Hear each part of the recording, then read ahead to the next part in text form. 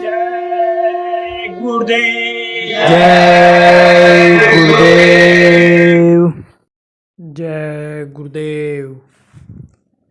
यदि नशेबाजी का यही हाल रहा तो 50% नौजवानों की सारी शक्ति खत्म हो जाएगी। चाहे गंगा जल जैसे जल में शराब बनाई गई हो तो भी नहीं पीनी चाहिए।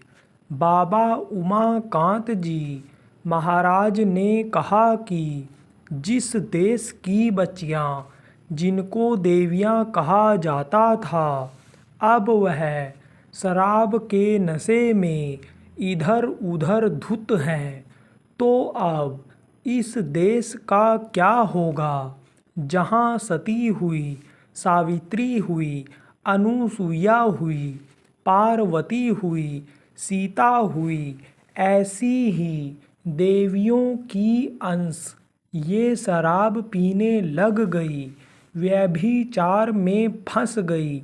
जवान लड़के शराब के नशे में धुत हैं। यही हाल अगर रहा नशेबाजी का, नशे की गोलियां खाने का, और पावर वाले लोग इस पर विचार नहीं करेंगे तो कुछ समय के बाद 50% नौजवानों की सारी शक्ति खत्म हो जाएगी। ये पागल हो जाएंगे, पागलों की तरह से घूमेंगे और आने वाली पीढ़ी देश के विकास की जगह देश को विनाश के कगार पर ला कर खड़ा कर देगी।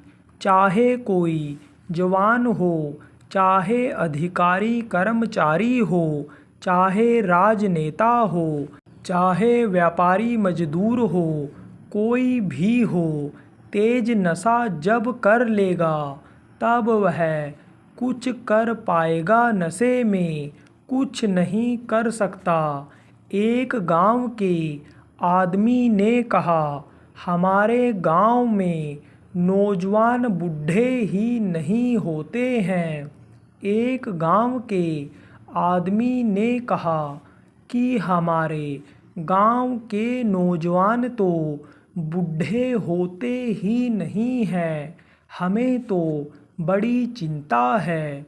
तो किसी ने कहा, दादा कौन सा अन्न खिलाते हो, कौन सी बूटी खिलाते हो, कौन सी दवा ऐसी चल गई कि जवान ही रहे, आदमी बूढ़ा ना हो।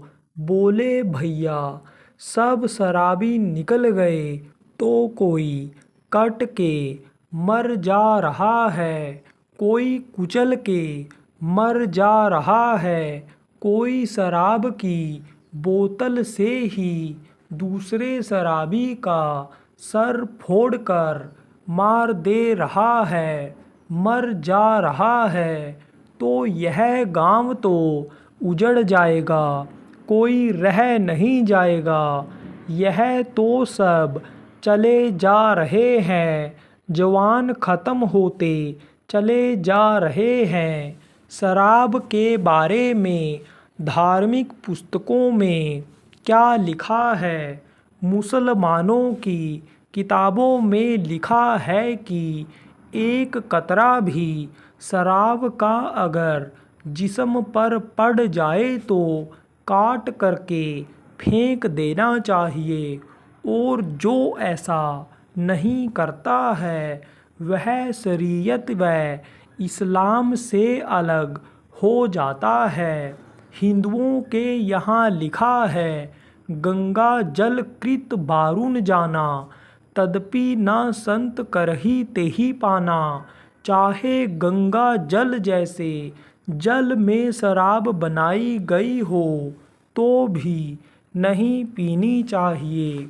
यह बहुत ही निकृष्ट चीज़ है, तो शराब मत पीना, ऐसे किसी नशे का सेवन मत करना कि जिससे बुद्धि पागल हो जाए, होश में ना रह जाओ। जय गुरुदेव।